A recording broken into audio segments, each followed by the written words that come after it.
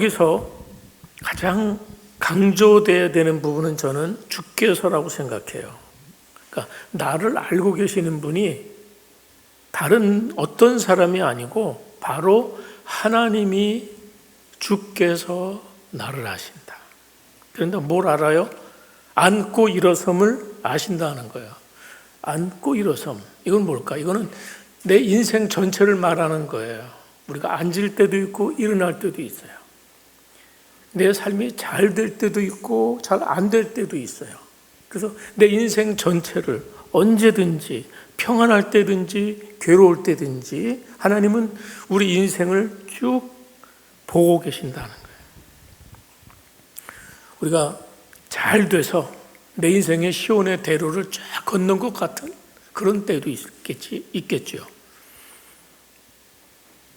또 때로는 내 인생이 눈물의 골짜기를 걷는 것 같아서 내 삶에서 일어나는 일들이 예기치 않는 일들이 벌어지고 너무 힘들어서 비명을 지르고 싶은 그런 때도 있습니다. 근데 주님 뭐라고 말씀하세요? 멀리서도 나의 생각을 아십니다.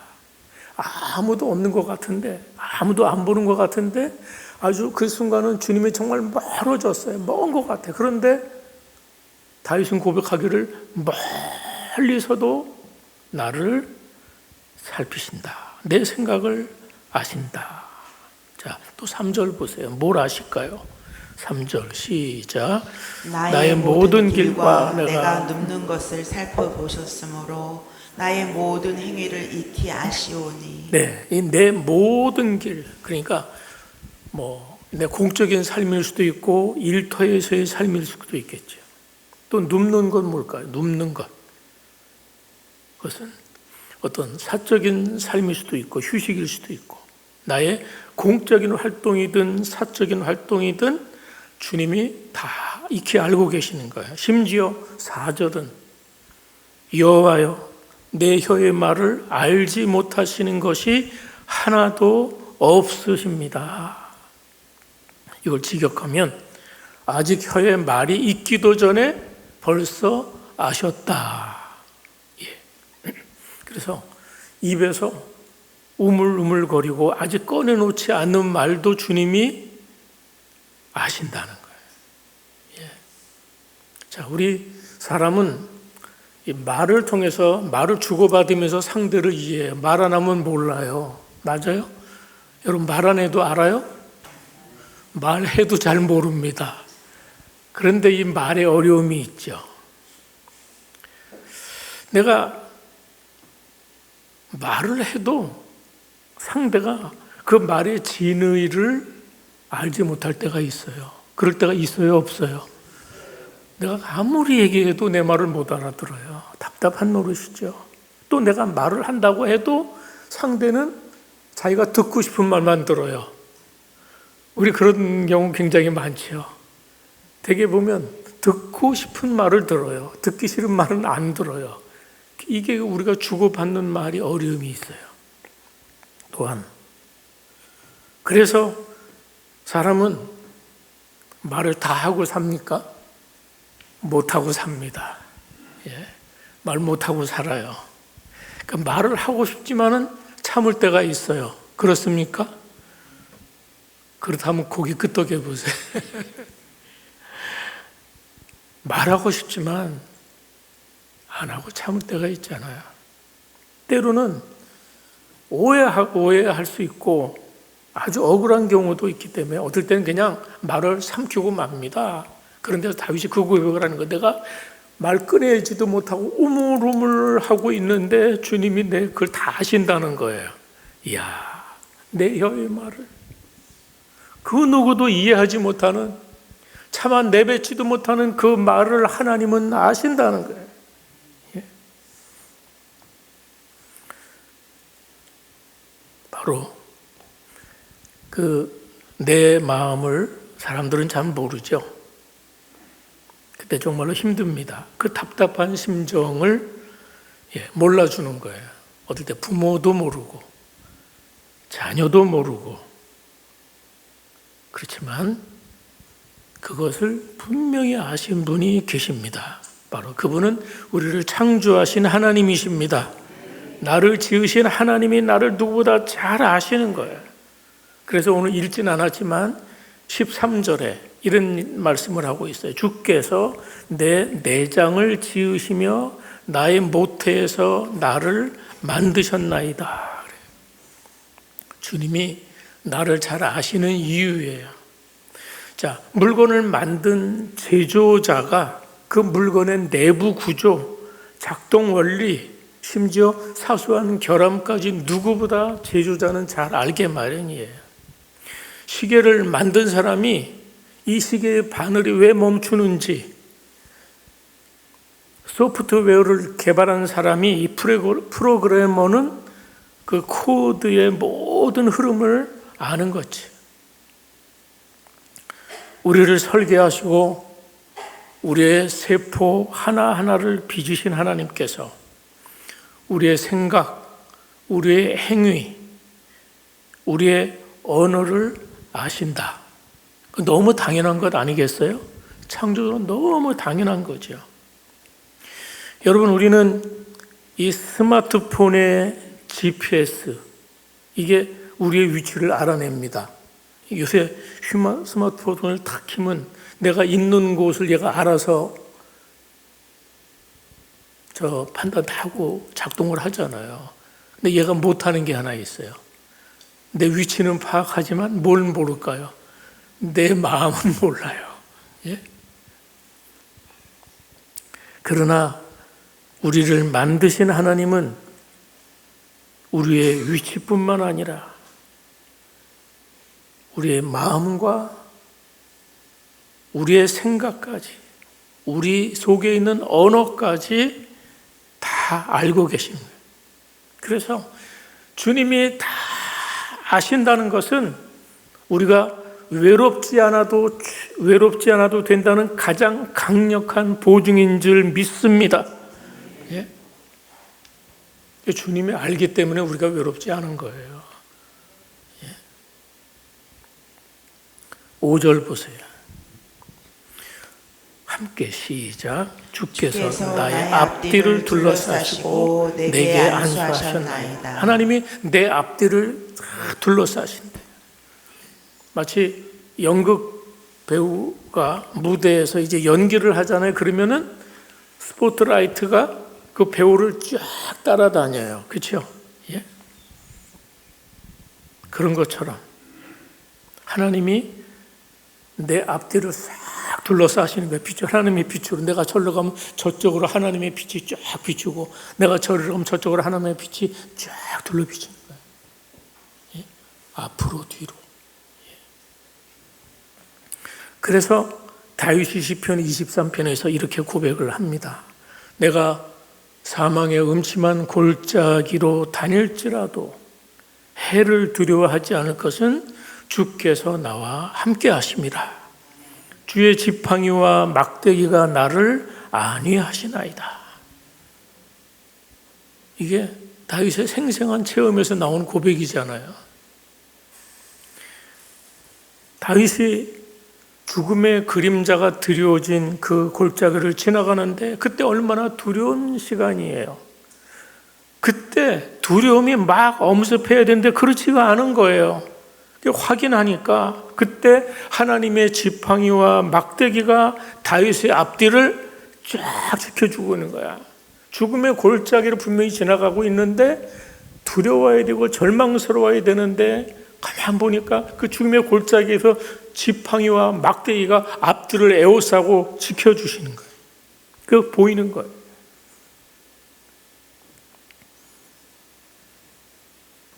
이 하나님을 아십니까? 하나님이 다 알고 계시다는 거예요. 다 알고 사랑하십니다. 다 알고 사랑하시는 그 현실 안에 내가 있는 겁니다. 예? 여러분이 지금 힘이 드십니까? 여러분이 지금 실패하셨습니까? 그런데 하나님이 나를 아시기 때문에, 나를 사랑하시기 때문에 그 실패가 있는 거예요. 예? 이해하시겠어요? 자, 얼마나 이 놀라운 하나님의 아심인지 그걸 이렇게 표현해요. 자, 또 6절 보세요. 하나님이 나를 알고 계는 이 지식이 어떻다고요?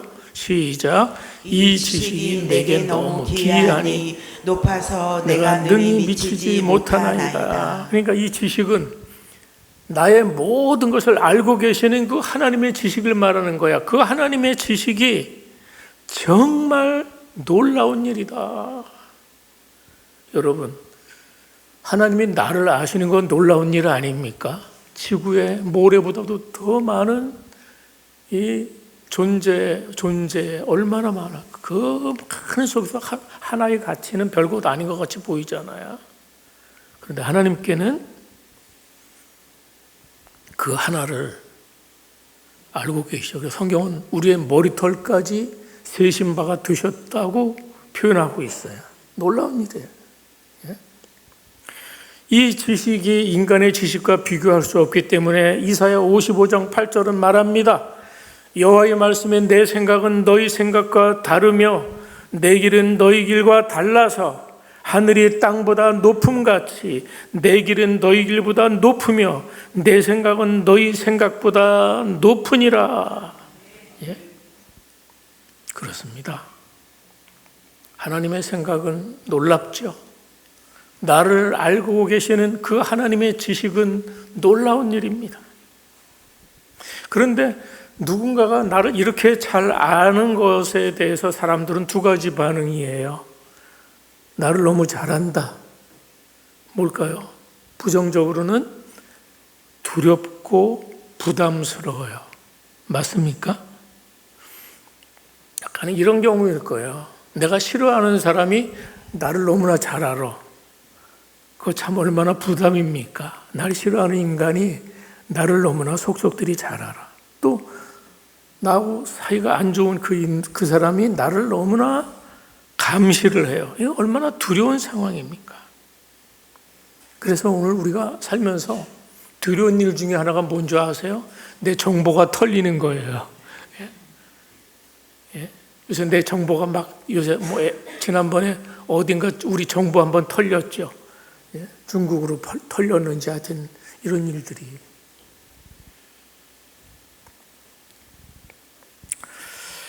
여러분, 우리는 어떤 존재일까요? 감추고 싶은 게 많은 존재입니다. 그래요, 안 그래요? 예. 우리 서로는 잘 모르는 게 어쩜 좀 납니다. 나를 정말 알면 나를 싫어할 수도 있습니다.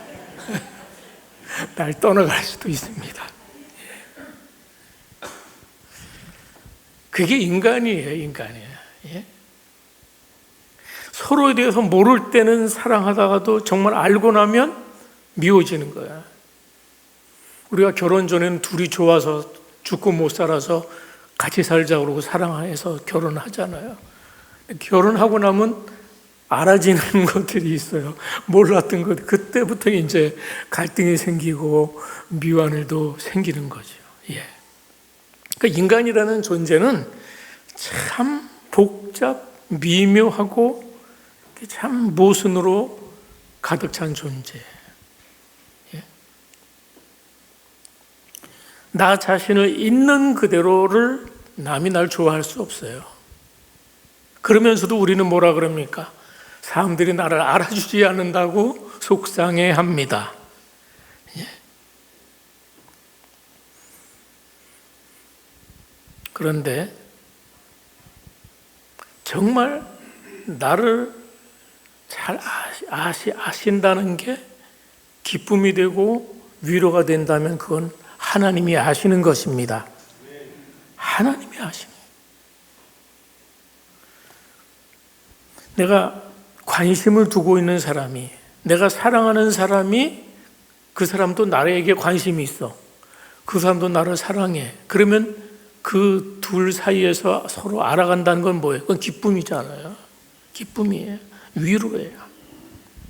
누군가 내 처지를 헤아리고 나를 돕기 위해서 나를 지켜보고 있다면 그거는 위로고 기쁨이 될 수 있어요. 여러분은 어떻습니까?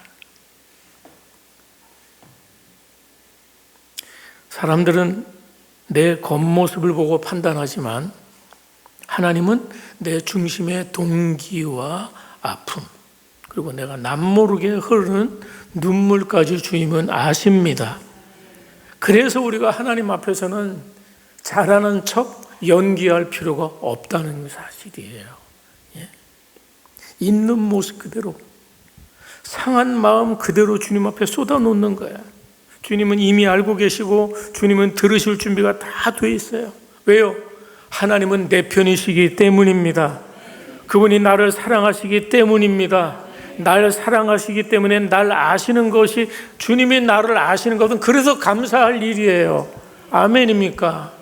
내가 부족해도, 내가 연약해도, 내가 사랑받을 만하지 못해도 그런 나를 주님이 사랑하시고 아시는 것, 그것은 우리에게 큰 위로와 힘인 줄 믿습니다. 우리 복음송 중에 주만 바라볼지라 라는 노래가 있죠. 그 가사 중에 한 부분이 이런 부분이에요. 어두움에 밝은 빛을 비춰주시고 너의 작은 신음에도 응답하나니 너는 어느 곳에 있든지 주를 향하고 주만 바라볼지라. 그렇습니다. 사람은 사람의 말을 다 알지 못합니다. 그러나 하나님은 우리의 작은 신음까지 알고 계십니다. 차마 입으로 내뱉지 못한 그 말도 하나님은 모르지 않습니다. 때로는 우리가 살면서 정말 기도가 나오지 않을 만큼 힘든 상황을 만나는 것이죠. 입술로는 아무 말도 못하고 마음으로만 탄식할 때 하나님이 그 마음을 읽으시는 것입니다. 아멘. 자, 그런데 7절부터는 다 잘 아는 것뿐만 아니라 하나님은 어디에나 다 계시다고 또 고백하고 있어요. 7절부터 12절인데요. 자, 7절, 8절 두 절 같이 한번 보겠습니다. 7절, 8절 시작. 내가 주의 영을 떠나 어디로 가며 주의 앞에서 어디로 피하리이까. 내가 하늘에 올라갈지라도 거기 계시며 수월에 내 자리를 펼지라도 거기 계시나이다. 네, 여기 주의 영을 떠나 어디로 가고 주의 앞에서 어디로 피하리까 그랬는데, 주의 앞에서라는 이 문자적인 의미는 당신의 얼굴을 벗어난다는 그런 의미예요. 즉 다윗은 하나님이 계시지 않은 곳은 없다고 고백하고 있어요. 이 고백 속에서 우리는 다윗에게도 하나님을 떠나고 싶은 심정이 있다는 거예요. 다윗에게도 하나님 앞을 피하고 싶은 심정이 있다는 것이에요. 다윗이 그렇게 가정해 보는 거야. 내가 주님을 피하고 싶을 때가 있어. 그래서 나는 하늘 꼭대기에 주님을 피해서 올라가도 또 거기 주님이 또 계셔. 그리고 이번에는 어디로? 수월, 우리가 음부라고 보통 그러죠. 땅 가장 깊은 곳을 의미해요. 또는 죽음의 자리를 의미해요. 구약시대 사람들은 수월 그러면 땅속 지하세계, 죽은 영혼들이 가는 곳, 그렇게 이해를 했어요. 그 죽음의 자리라고 생각하면 돼요. 그런데 거기에 갔더니 또 거기도 주님이 계셔. 그 얘기.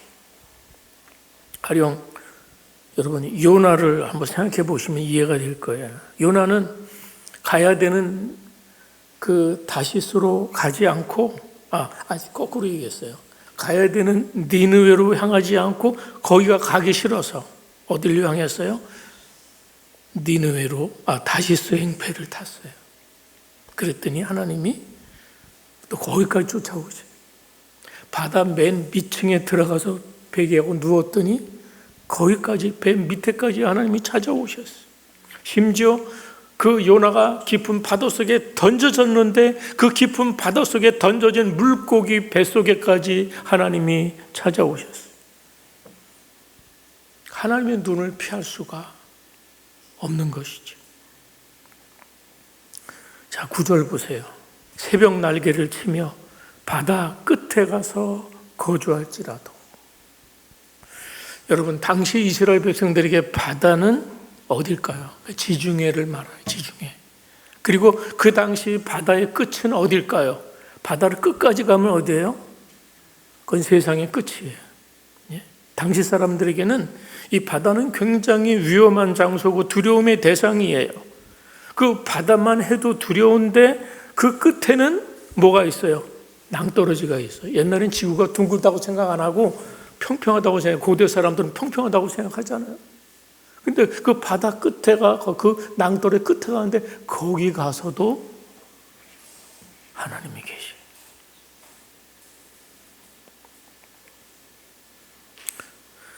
중요한 것은 10절이에요. 10절 다 같이 한번 읽어볼까요? 시작. 거기서도 어디서도 거기서도 주의 손이 나를 인도하시며 주의 오른손이 나를 붙드시. 저는 이 시에서 이 부분이 절정이라고 생각을 해요. 거기서도 그 어느 곳에 있어도 하나님의 보호하심과 인도하심에서 제외되는 곳은 없다.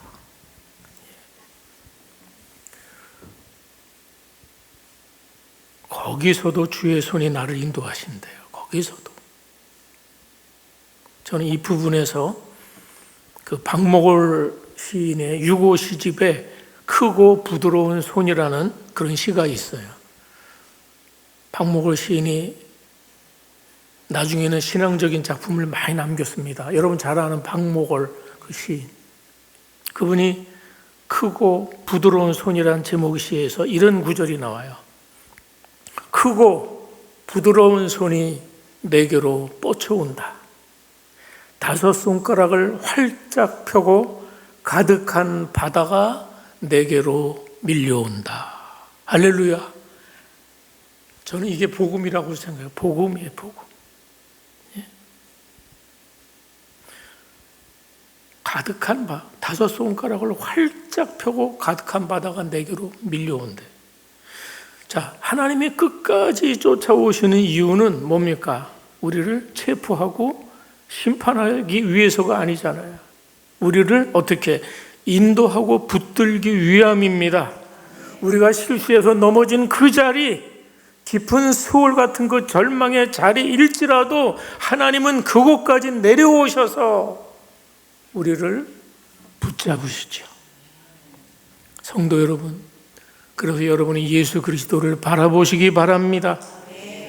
이 땅의 가장 낮은 곳, 저 하늘 보좌를 버리시고 이 땅의 가장 낮은 자리, 십자가의 자리까지도 내려오신 분이 하나님이세요.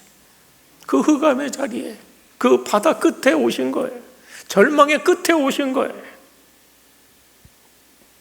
우리가 겪어야 될 그 지옥의 고통, 그 수월의 자리까지 내려오신 분이 예수 그리스도예요. 그분이 수월의 자리에 오신 거예요.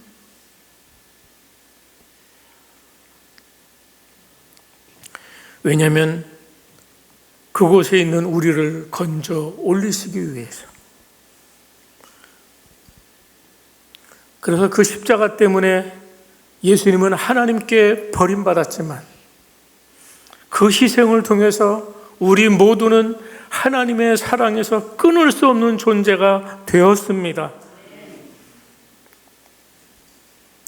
그래서 11절, 12절 보세요.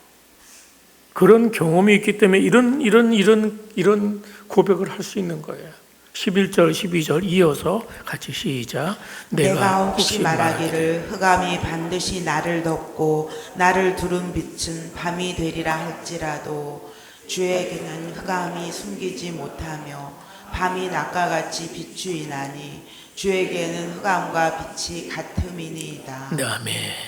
여러분, 사람은요 아무리 시력이 좋아도 칠흑 같은 밤에는 아무것도 보이지 않아요. 예. 우리는 어둠 속에서 아무것도 볼 수 없기 때문에 하나님도 보지 못한다고 우리는 착각할 때가 많아요.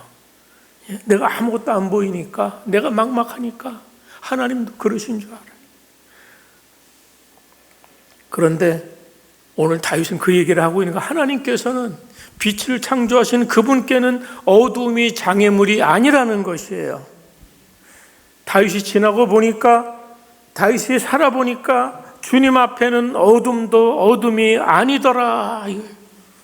깜깜한 어둠인 줄 알았는데 그 주님 안에서는 어둠이 결코 우리를 삼킬 수 없다라고 고백하고 있어요. 예수님이 그렇게 말씀하셨어요. 너희가 나를 믿으면 어둠에 있지 않고 빛 가운데 다닌다고 말씀하셨어요. 여러분, 우리가 예수님을 구주로 믿을 때 영적인 어두움이 사라진 것입니다. 아멘. 그래서 우리가 그런 속에서 우리가 이제 더 이상 어두움이, 우리에게는 사망의 어둠, 죽음의 어둠, 이런 것들이 나에겐 진짜 어두움이 아니에요. 벗어나기 힘든 어려운 환경 속에 있을 때 우리가 예수님을 바라봐야 할 이유이죠. 그래서 그럴 때일수록 예수님께 더 집중하고 예수님을 붙들면 어느새 우리의 어둠이 거쳐지고 다시 빛처럼 환할 날이 올 것입니다. 사랑하는 여러분, 하나님께서 아신다, 나를 아신다 라는 말을 들을 때 여러분은 어느 쪽입니까? 두려워 벌벌 떠는 사람이 있는가 하면 평안을 느끼는 사람이 있습니다. 여러분은 어느 쪽입니까? 세상 사람 다 몰라줘도 하나님만 아신다면 나는 평안합니다. 하나님께서 아신다는 그거 하나만으로도 충분한 게 예수 믿는 사람입니다. 아멘. 심지어 그 하나님께서는 우리를 더 잘 이해하고 나를 더 알기 위해서 직접 인간이 돼서 우리와 함께 하신 것이죠. 그 성탄은 그런 의미가 있는 거예요. 그는 근본 하나님의 본체시나 하나님과 동등됨을 취할 것으로 여기지 아니하시고 오히려 자기를 비워 종의 형체를 가져 사람의 모양으로 나셨고. 예.